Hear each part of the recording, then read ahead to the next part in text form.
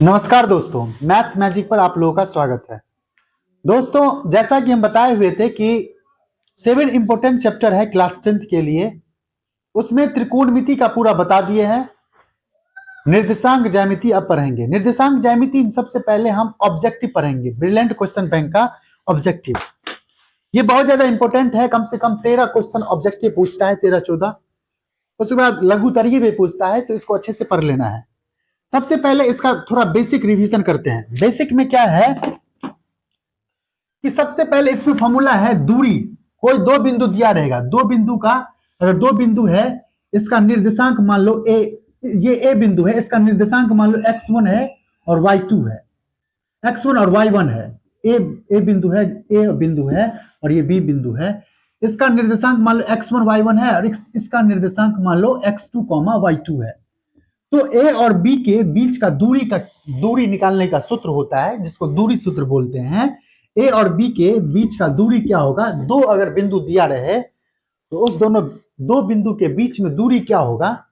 दूरी निकालने का सूत्र होता है, दूरी निकालने का सूत्र होता है root under x2 minus x1, यानी कि x वाला को डिफरेंस करके स्क्वायर करना है, x2 माइनस x1 का होल स्क्वायर और प्लस क्या होगा? y2 माइनस y1 का होल स्क्वायर। ये फॉर्मूला होता है दूरी निकालने का। दो अगर बिंदु दिया रहे तो वो दोनों बिंदु के बीच का दूरी निकालने का ये फॉर्मूला होता है, x2 माइनस x1 का whole square, y2 minus y1 का होल स्क्वायर। ये फॉर्मूला होता है। पहला दूरी सूत्र ये है, दो बिंदु के बीच में दूरी निकालने का ये फॉर्मूला है इस चैप्टर में। और दूसरा क्या है इसमें?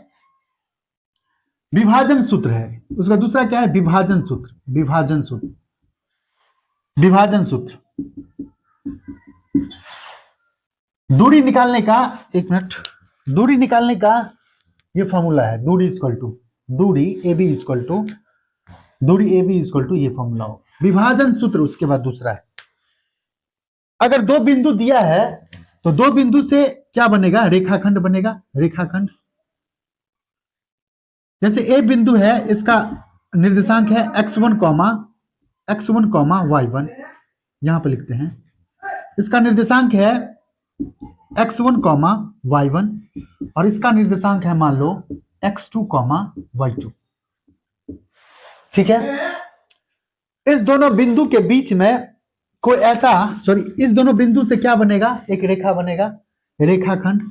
इस रेखाखंड, मान लो इस रेखाखंड में एक ऐसा बिंदु है जिसका निर्देशांक है x, y। तो ये बिंदु जो है m, अगर m:n रेशियो में बांटता है, ये बिंदु जो है इस रेखाखंड को m/n में बांटता है, तो इसका निर्देशांक क्या होगा वो निकालना है। इस बिंदु का निर्देशांक क्या होगा? xy निकालना है। तो xy निकालने का फॉर्मूला होता है, x बराबर निकालेंगे, यानी कि m से x2 को गुना कर दो, m को, और n को x1 से गुना कर दो, यानी कि mx2 प्लस nx1 और divided by m plus n होगा। x निर्देशांक, x का जो कोऑर्डिनेट होगा ये होगा। और y बराबर क्या होगा? y इक्वल टू होगा m, ऐसे ही m को y2 से गुना करो, my2, और प्लस n को y1 से गुना करो, ny1, और डिवाइडेड में क्या होगा? m प्लस n होगा। x और y निकालने का ये फॉर्मूला। अगर दो बिंदु दिया रहे, दो बिंदु से क्या बनेगा? रेखाखंड बनेगा।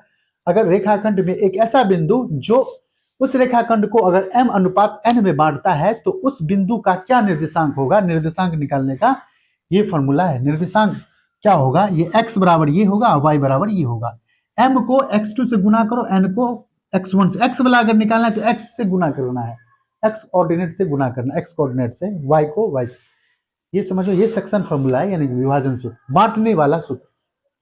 ये बात समझ में आया? ये दो मेन, इस चैप्टर में मेन दो फॉर्मूला है, दो फॉर्मूला का यूज करना है, एक तो दूरी सूत्र और ये विभाजन सूत्र। दो ही फॉर्मूला यूज करना है, यानी कि एक्स वाई ये हो जाएगा। ठीक है,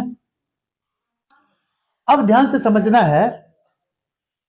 तो यहाँ पे ये P बिंदु क्या हो जाएगा? P बिंदु यानी कि ये हो जाएगा ना, P बिंदु हो जाएगा mx2 plus nx1 divided by m plus n into my2 plus ny1 divided by m plus n। ये P बिंदु का निर्देशांक हो जाएगा। ठीक है, अब ये समझना है, इसमें और एक्स्ट्रा बात ये है कि अगर दो बिंदु दिया है, दो बिंदु का निर्देशांक दिया है, ये ए बिंदु है मान लो x1 y1 और दूसरा बिंदु है x2 y2। अगर दो बिंदु दिया है तो इसके बीच वाला कोई बिंदु होगा, इसका मध्य बिंदु निकालने का फॉर्मूला क्या है? मध्य बिंदु, मध्य बिंदु। जब भी बोलेगा मध्य बिंदु निकालने के लिए तो मध्य बिंदु का निकालने का फॉर्मूला होता है, मान लो ये P मध्य बिंदु है, ये रेखाखंड के मध्य में आता है, तो P का निर्देशांक क्या होगा? मध्य में, इसका मतलब क्या है? 1:1 में बांटता होगा, 1:1 में, यानी कि m और n क्या है? 1 है।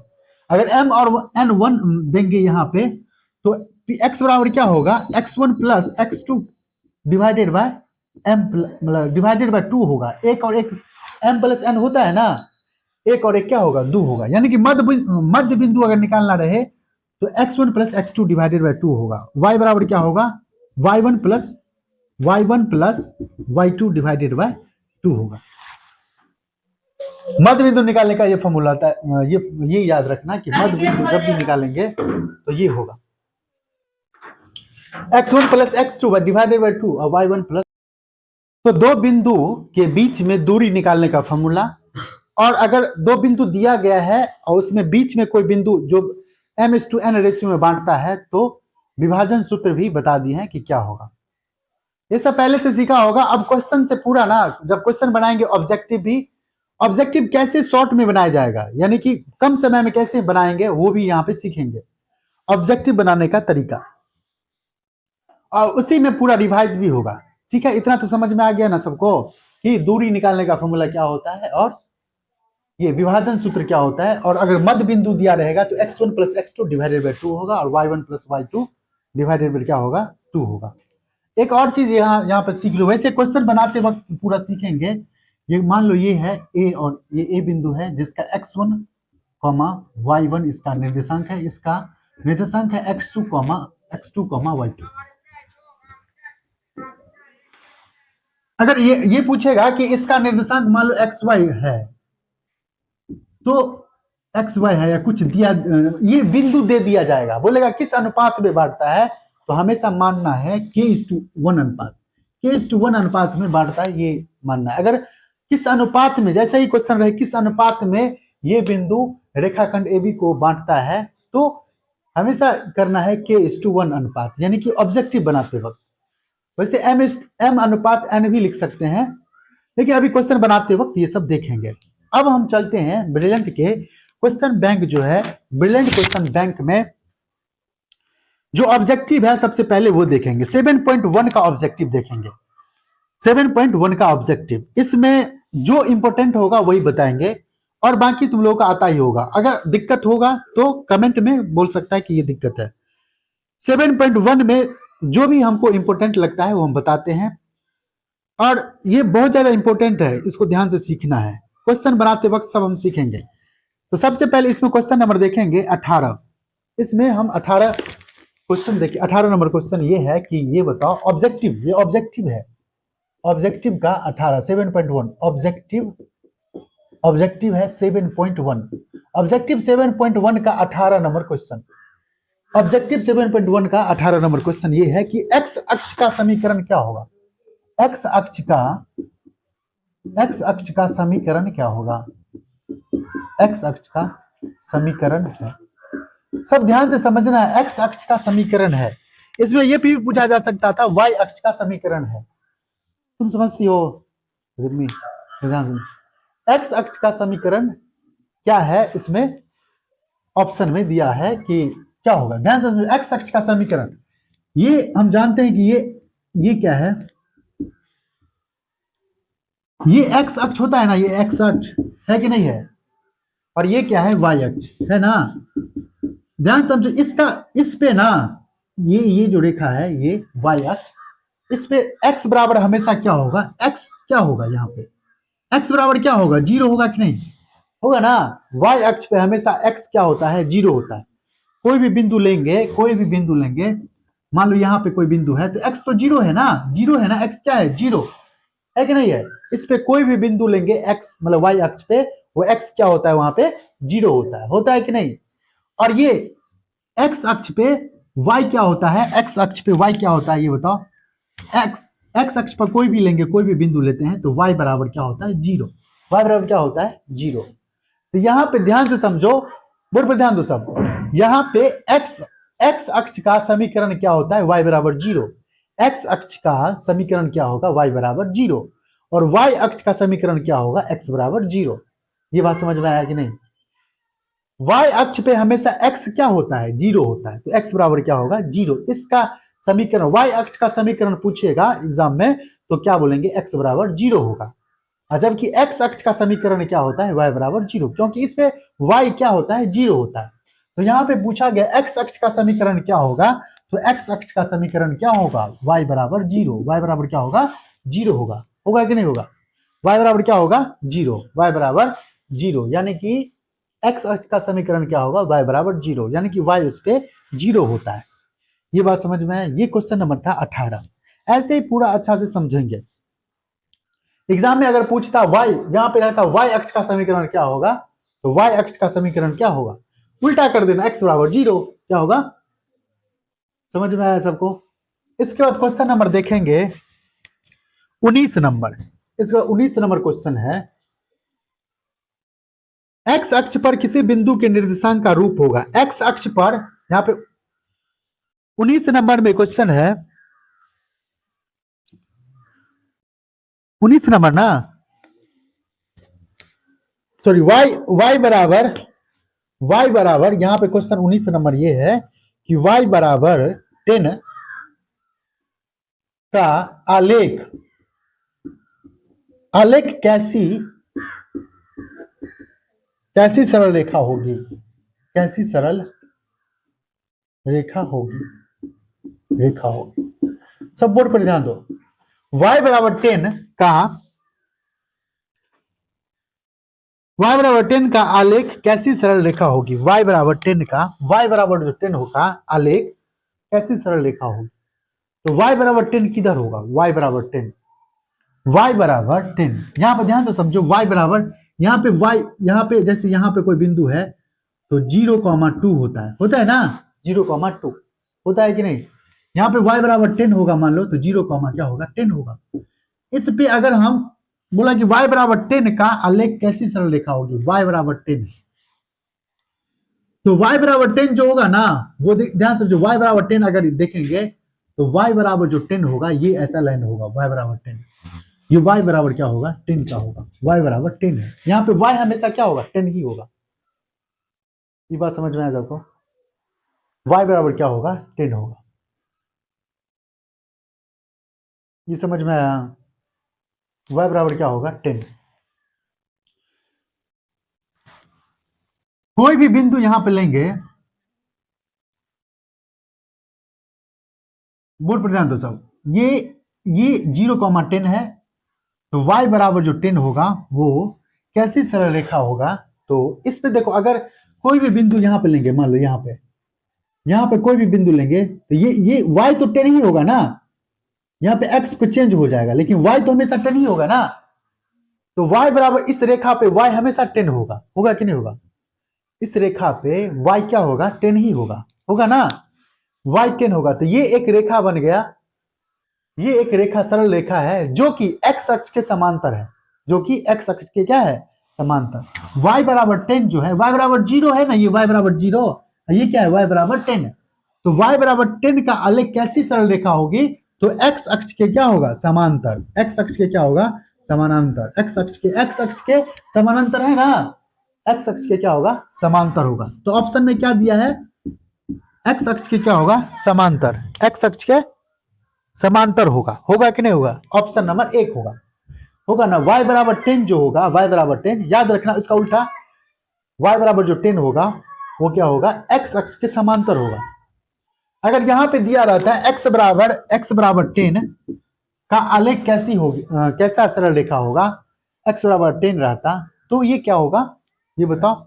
x बराबर, तो ये y अक्ष के समांतर होगा, क्या होगा, y अक्ष के समांतर। y इधर ऐसे होगा तो y अक्ष के समांतर। ये बात समझ में आया कि नहीं। ये अपना ड्रॉ करके समझ भी सकती हो कि y बराबर 10 जो है, ये y बराबर 0 है, ये जो एक्स अक्ष है इसका समीकरण क्या है, y बराबर 0। ये y अक्ष का समीकरण क्या है, x बराबर 0 है कि नहीं है। ये बात समझ में आया सबको। तो डायरेक्ट ये बनने वाला है। उसके बाद क्वेश्चन नंबर देखेंगे, ये तो y बराबर 10 18 नंबर 19 नंबर था। उसके बाद क्वेश्चन नंबर है 24 नंबर।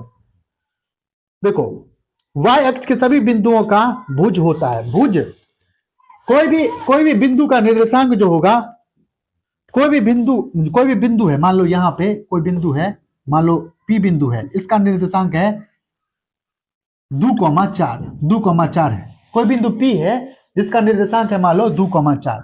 तो x वाला जो होता है इसको हम क्या बोलते हैं, ये बताओ क्या बोलते हैं, इसको भुज बोलते हैं। क्या बोलते हैं, भुज। जबकि y वाला जो कोऑर्डिनेट होता है उसको हम क्या बोलते हैं, कोटि बोलते हैं। क्या बोलेंगे, कोटि। तो यहाँ पे 24 नंबर में क्वेश्चन में दिया गया है कि y अक्ष पर सभी बिंदुओं का भुज होता है। y अक्ष पर सभी बिंदुओं का भुज होता है। क्वेश्चन एक बार मिटाते हैं और क्वेश्चन लिखते हैं, जानिए।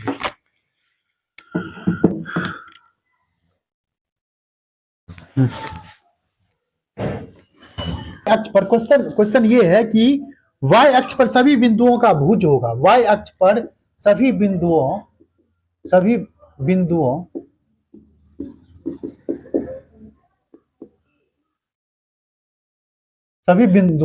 का भुज होता है।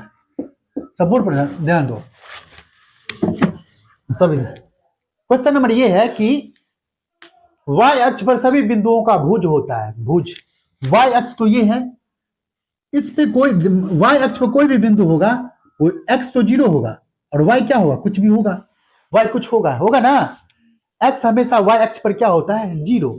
y अक्ष पर x क्या होता है, 0 होता है। क्या होता है, 0। x क्या होगा, 0 होगा। तो भुज किसको बोलते हैं, भुज तो यही है ना, भुज है कि नहीं है। भुज इसको कोटि बोलते हैं, y को कोटि बोलते हैं, ये भुज है। तो हमेशा y अक्ष पर सभी बिंदुओं, जो भी बिंदु होगा वहां पे भुज क्या होगा, 0 होगा। क्या होगा, भुज बराबर क्या होगा, 0 हमेशा होगा कि नहीं होगा। भुज क्या होगा, 0 होगा। भुज हमेशा क्या होगा, वहां पे 0 होगा। y अक्ष पे भुज यानी कि पहला वाला ये जो है x वाला, वो हमेशा क्या होता है, 0 होता है कि नहीं। और इस अगर पूछता y x अक्ष पर क्या होगा, x अक्ष पर कोई भी संख्या होगा तो जैसे 5,0 होगा, यानी कि कोटि इसमें 0 होता है। क्या होता है, कोटि 0 होता है ना। इस पे कोटि 0 होता है, y 0 होगा तो y तो कोटि है ना। ये बात समझिए, यहाँ पे x बराबर 0 होता है तो x तो भुज है, इसलिए y अक्ष पर क्या होगा, भुज क्या होगा, 0। क्या होगा, भुज क्या होगा, 0। उसके 25 नंबर में है कि x अक्ष पर स्थित किसी बिंदु के निर्देशांक का रूप होगा। x अक्ष पर कोई भी बिंदु होगा तो क्या होगा, ये बताओ। y बराबर 0 होगा, y क्या होगा, 0। यानी कि 0, कुछ भी होगा यानी कि x, 0 होगा। ऐसे होगा कि नहीं होगा। x अक्ष पे x क्या होगा, कुछ होगा, y क्या होगा, 0 होगा ना। y बराबर क्या होगा, 0। तो इसका रूप क्या होगा, इसमें 25 नंबर क्वेश्चन में x, 0 होगा। क्या होगा, x, 0 होगा ना। x, 0 25 का क्या हो जाएगा, 1 हो जाएगा। 25 का 1। 30 नंबर क्वेश्चन है कि y अक्ष का समीकरण क्या होगा। 30 नंबर क्वेश्चन है y अक्ष का समीकरण क्या है। y अक्ष का समीकरण y अक्ष का समीकरण है, ध्यान समझो। y अक्ष का समीकरण सब, y अक्ष का समीकरण क्या होगा, अभी बताया ना। y अक्ष का समीकरण क्या होगा, x बराबर 0 होगा। y अक्ष का समीकरण क्या होगा, x बराबर 0। जब भी अभी जो है ना एग्जाम का समय है, अभी पूरा बोर्ड पे मतलब एग्जाम पर पूरा फोकस करो, दिन रात एक करके पढ़ो। देखो अभी इधर उधर ज्यादा मत देखना है, यानी कि ज्यादा हॉपलेस नहीं होना है। जो भी पढ़ा है, बहुत पढ़ा है, उसको रिवाइज करने का जरूरत है। अभी उसको अच्छे से समझ, दिमाग स्थिर रखना है और क्वेश्चन को समझना है और पढ़ना है। अभी प्रैक्टिस करो, अभी ज्यादा से ज्यादा यानी कि सेट प्रैक्टिस बनाने का जो ज्यादा जरूरत। 3 घंटा बैठ करके अपना सेट बनाओ, इसमें देखो क्या क्या नहीं आता है उसको एक बार पढ़ लो। ज्यादा बहुत बड़ा एग्जाम नहीं है, यानी कि अच्छा से अगर ध्यान से पढ़ेंगे तो हो जाएगा। ये सब 1-2 महीना 3 महीना पढ़ा जाता है तो हो जाता है अगर अच्छा से पढ़ता है तो। ठीक है, आगे हम पढ़ेंगे 30 नंबर ये है। उसके बाद कौन सा दिक्कत है, 34 नंबर ना। उसके बाद 34 नंबर पे आते हैं।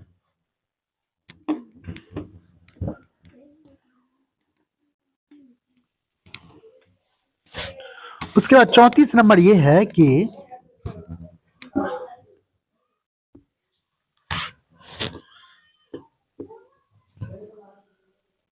यदि दिया गया है, यदि बिंदु 34 नंबर में है, यदि बिंदु 4, A रेखा 2x minus 3y equal to 5 पर स्थित हो,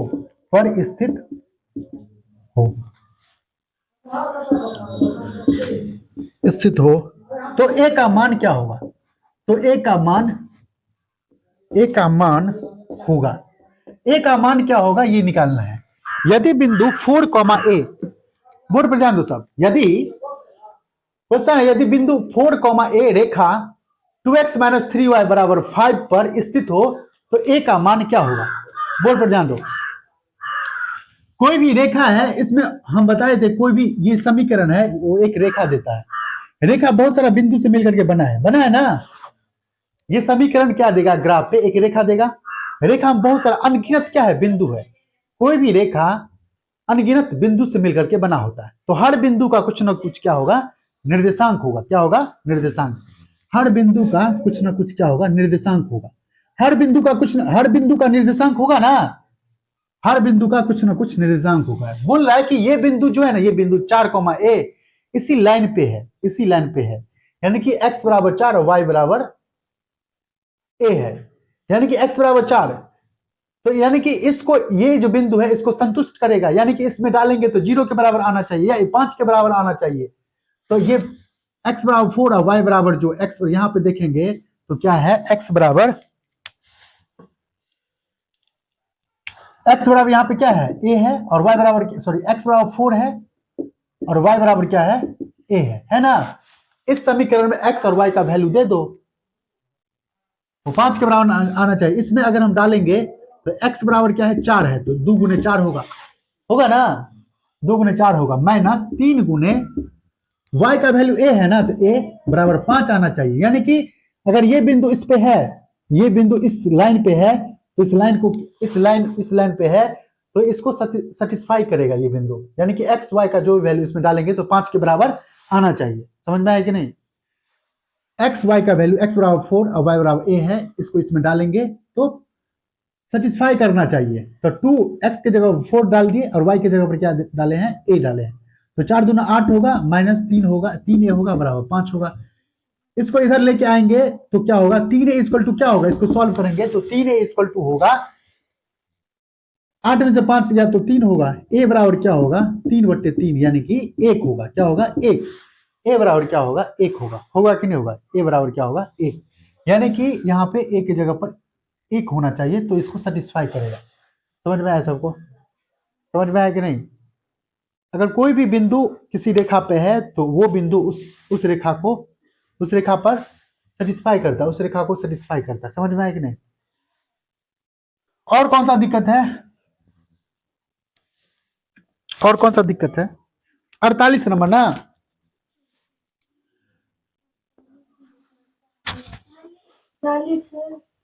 40 नंबर क्वेश्चन है।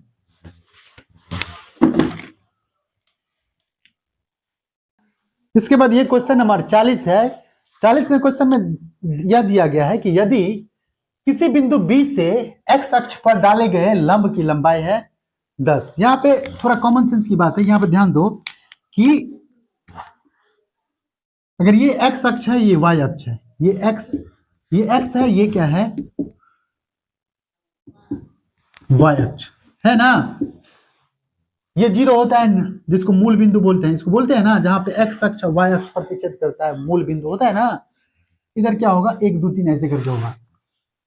कोई बिंदु है, कोई बिंदु B है, कोई बिंदु यहाँ पे B है, कोई बिंदु बी है, सब बोर्ड पर ध्यान दो, कोई बिंदु क्या है, बी, कोई बिंदु बी है।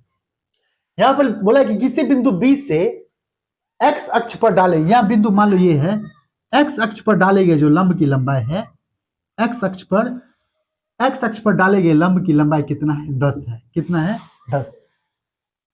उसके बाद y अक्ष पर डाले गए लंब 5 हो, y अक्ष पे डाले गए लंब जो है वो क्या है, 5 है। क्या है, 5 है।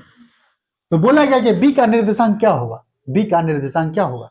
बोला कि कोई बिंदु b है जो कि x अक्ष पे डाले गए लंब, यहाँ पे x अक्ष पे अगर लंब डालेंगे तो 10 है, और y अक्ष पे डाले गए लंब का लंबाई कितना है, 5 है। तो ये बिंदु का निर्देशांक क्या होगा, यहां से यहां तक का लंबाई क्या है, 5 है, ये y बराबर क्या है, 10 है कि नहीं है। तो ये इसका निर्देशांक क्या होगा, 5,10 होगा कि नहीं होगा, 5,10 होगा कि नहीं होगा।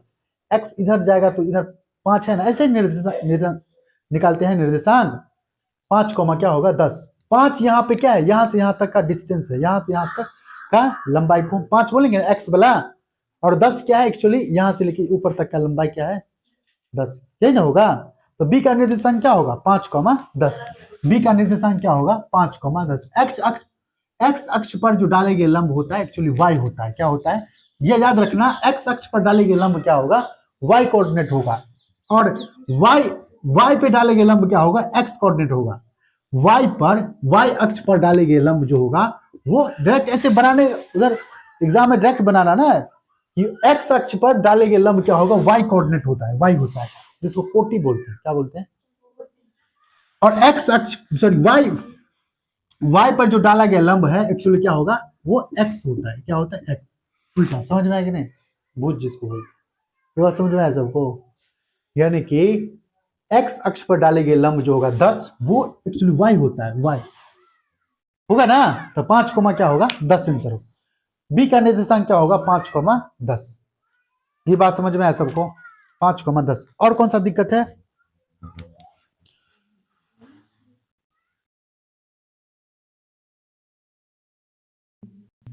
अब क्वेश्चन नंबर देखेंगे, ये 31 नंबर क्वेश्चन ये है कि इसमें दिया गया है कि सरल रेखा y = 2x - 3 का आलेख निम्न में से किस बिंदु से होकर गुजरेगी। तो यहाँ पे ऑप्शन में क्या सब दिया है ये बताओ तो, 1 मिनट। ऑप्शन 1 कितना दिया है, इसमें ऑप्शन से चेक कर लेंगे। ए में ऑप्शन क्या दिया है, 2,2, बी में 4,1,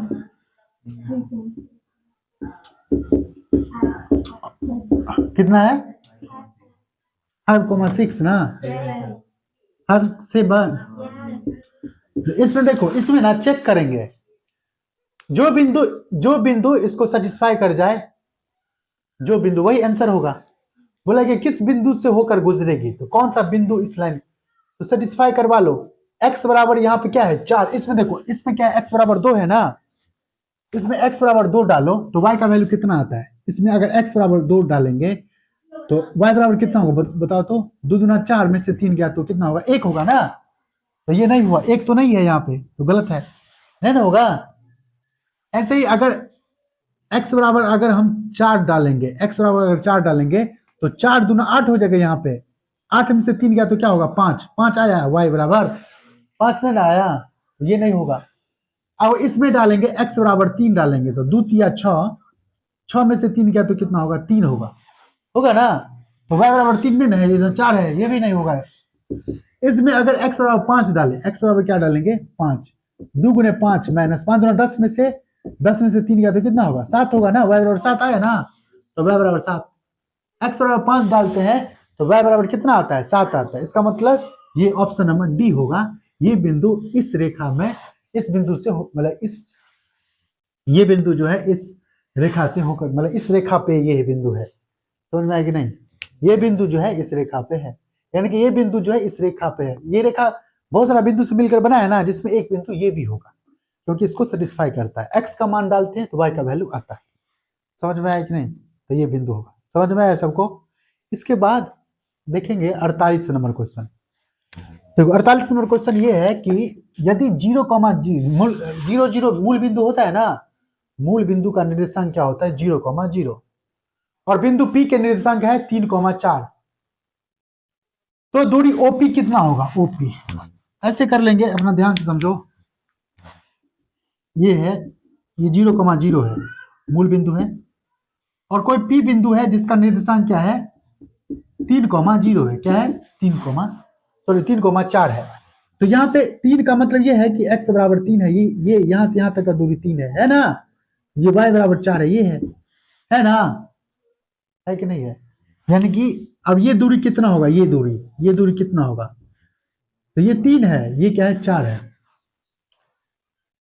या तो डायरेक्ट निकाल दो, ये 0 0 से दूरी निकाल दो, OP दूरी निकाल दो, ऐसे दूरी फॉर्मूला से निकालेंगे, या इसको कर्व निकालेंगे तो क्या होगा? 3 4 5 होता है ट्रिपलेट, तो 5 होगा आंसर, होगा ना? कर्व निकाल लेंगे। रूट अंडर 4 चुका 16 प्लस 3 या 9, 16 में कितना होता है? 25 होता है, तो 5 होगा। ये क्या होगा? 5। या दूरी सूत्र लगा दो, दूरी सूत्र लगाएंगे तो दूरी बराबर क्या होगा? 0 में से 3 घटाएंगे तो 3 या 9 होगा ना, 3 का स्क्वायर, अब प्लस 0 में से 4 गया तो 4 का स्क्वायर, यानी कि ऐसे भी करेंगे तो 9 प्लस 16 यानी कि 25 होगा। 25 का वर्गमूल कितना होता है? 5 होगा। तो क्या होगा? OP बराबर क्या होगा? 5 होगा। जैसे ही मूल बिंदु से बोलेगा दूरी निकालने के लिए, याद रखना, मूल बिंदु से जब भी बोले दूरी निकालने के लिए तो इसका स्क्वायर कर दो, सीधे इसका स्क्वायर करो। 3 का स्क्वायर प्लस 4 का स्क्वायर कितना होता है? 3 या 9, 4 चौका 16, 25 होता है ना? ऐसे 25 कर दो, सीधे 5 आंसर। जब भी मूल बिंदु से निकालने के लिए बोला जाएगा कि दूरी बताओ, तो सीधे स्क्वायर करके जोड़ के रूट अंडर कर दो। समझ में आएगी नहीं? जल्दी बनाने के लिए अपना दिमाग में रखो, स्क्वायर करेंगे और सीधे निकल जाएगा, तब समय बचेगा। समझ में आएगी नहीं? मूल बिंदु का जब भी बोले स्क्वायर करेंगे और ये कर देंगे। तो आज 7.1 का पूरा जितना भी ऑब्जेक्टिव था वो डिस्कस किए, और हम कल जो है 7.2 का डिस्कस करेंगे। अगर आप लोगों को अच्छा लगता है तो अपने दोस्तों के साथ इसको शेयर करें, और कमेंट में जो भी दिक्कत होता है उनको बताओ, ताकि इसमें हम इम्प्रूवमेंट करेंगे। धन्यवाद।